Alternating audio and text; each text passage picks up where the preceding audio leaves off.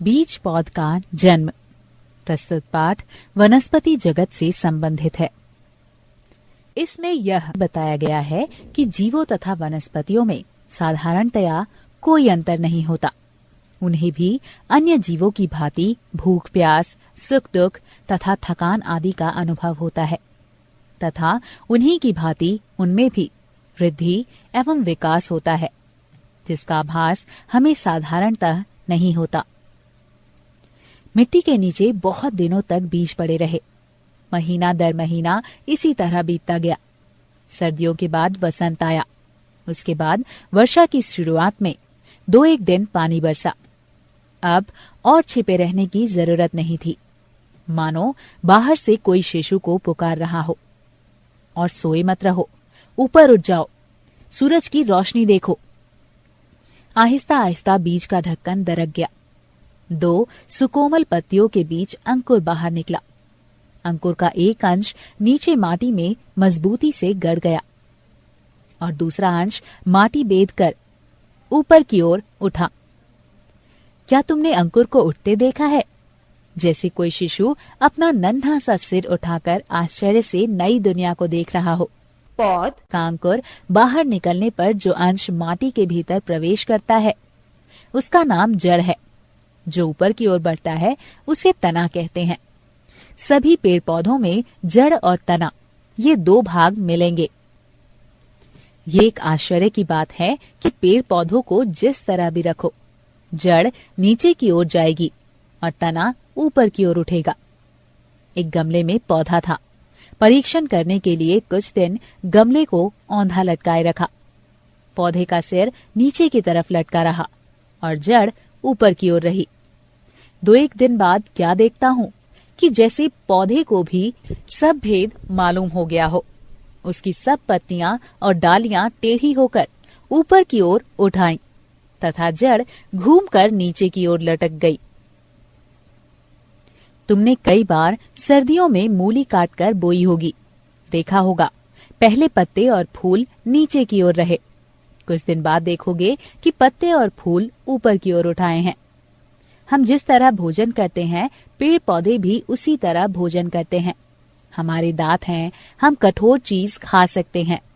नन्हे बच्चों के दांत नहीं होते, वे केवल दूध पी सकते हैं।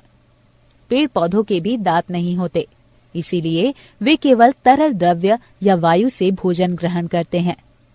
पेड़ पौधे जड़ के द्वारा माटी से रसपान करते हैं। जिस प्रकार चीनी में पानी डालने पर चीनी गल जाती है, उसी तरह माटी में पानी डालने पर उसके भीतर के बहुत से द्रव्य भी गल जाते हैं। पेड़ पौधे वे ही तमाम द्रव्य सोखते हैं। जड़ों को पानी न मिलने पर पेड़ का भोजन बंद हो जाता है और पेड़ मर जाता है। खुर्दबीन से अत्यंत सूक्ष्म पदार्थ स्पष्टतया देखे जा सकते हैं। पेड़ की डाल अथवा जड़ का रस यंत्र द्वारा परीक्षण करके देखा जा सकता है कि पेड़ में हजारों हजार नल हैं।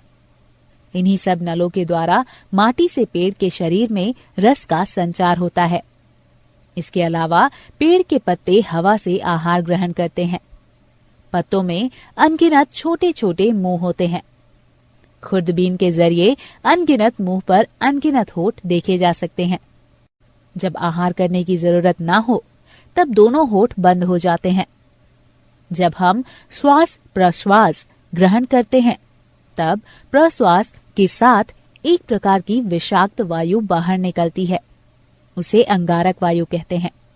अगर ये जहरीली हवा पृथ्वी पर इकट्ठी होती रहे, तो तमाम जीव जंतु कुछ ही दिनों में उसका सेवन करके नष्ट हो सकते हैं। जरा विद्यार्थी की करुणा का चमत्कार तो देखो। जो जीव जंतुओं के लिए जहर है, पेड़ पौधे उसी का सेवन करके उसे पूर्णतया शुद्ध कर देते हैं।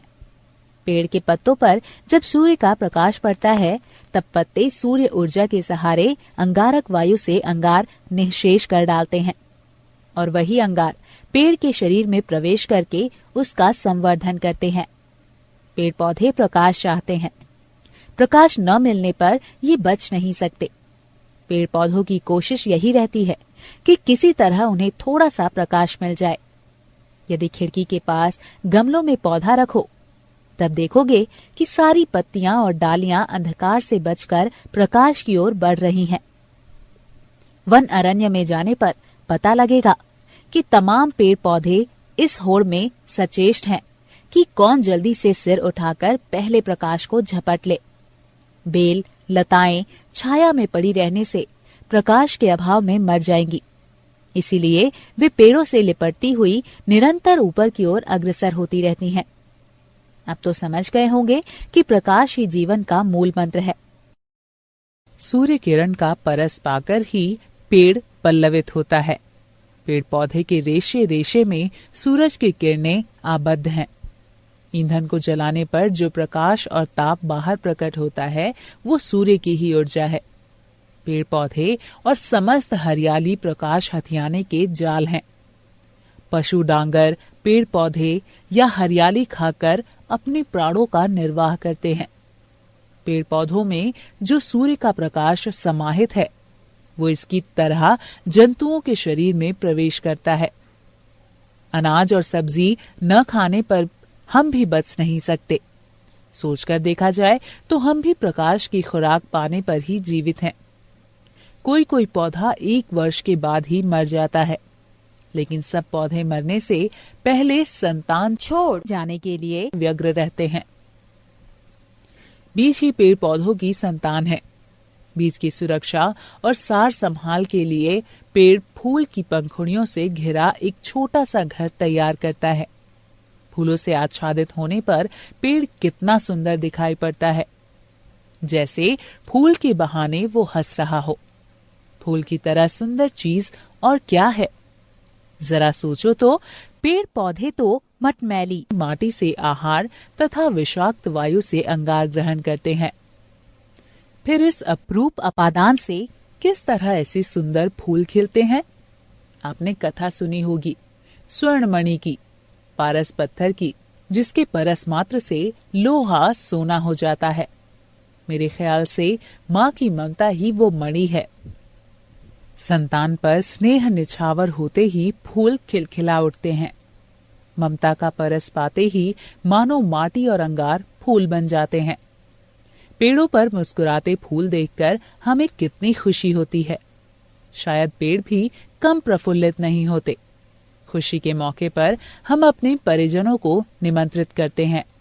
उसी प्रकार फूलों की बहार छाने पर पेड़ पौधे भी अपने बंधु बांधवों को बुलाते हैं। स्नेह सिक्त वाणी में पुकार कर कहते हैं, कहाँ हो मेरे बंधु, मेरे बांधव, आज मेरे घर आओ। यदि रास्ता भटक जाओ, संभव है घर न पहचान सको, इसीलिए तो रंग बिरंगे फूलों के निशान लगा रखे हैं। ये रंगीन पंखुड़ियां दूर से देख सकोगे। मधुमक्खी और तितली की पेड़ पौधों के साथ चिरकाल से घनिष्ठता है। वे दल बल सहित फूल देखने आती हैं। कुछ पतंगे दिन के समय पक्षियों के डर से बाहर नहीं निकल सकते।